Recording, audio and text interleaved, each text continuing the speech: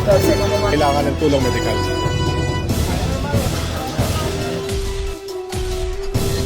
Sa muling pagkakataon, sasabak na naman ng pwersa ng NCRPO at syempre, kabalikan din natin ibang allied forces. Ano nga bang pinaghandaan ng tropa ng NCRPO, MPD at iba-ibang mga distrito sa ganitong seguridad para sa semana 2026?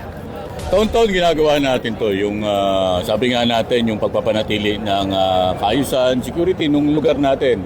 At sabi ngayon, nagkaroon tayo ng send-off ceremony. At sabi nga, mahigit kumulang 3,300 mga PNP personnel ang naandito ngayon. Hindi kasama dito yung ating other agency na taon-taon tumutulong sa atin.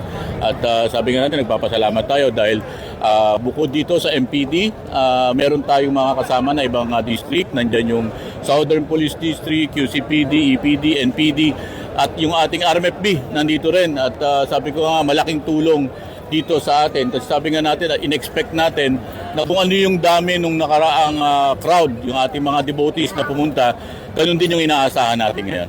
Sir, yung ruta ng paglabas ng Nazareno, sir, saan po ba ito dadaan at paano ba yung seguridad na inihanda ng kapulisan, sir?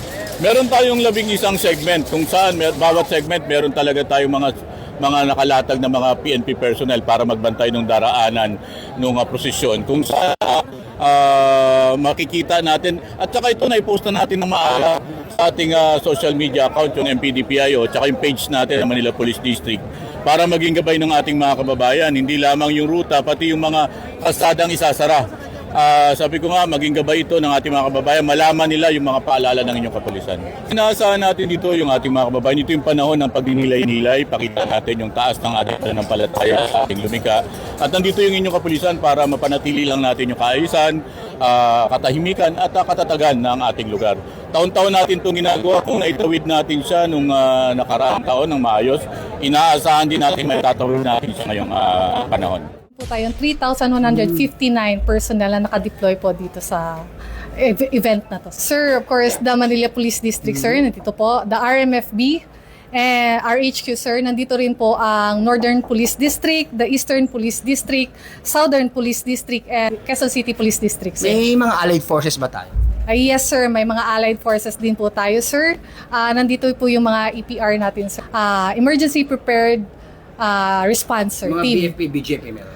Meron po din BFP, sir, na nakapaikot dito along Quiapo Church, sir. Ito na Good Friday Jesus Nazareno procession.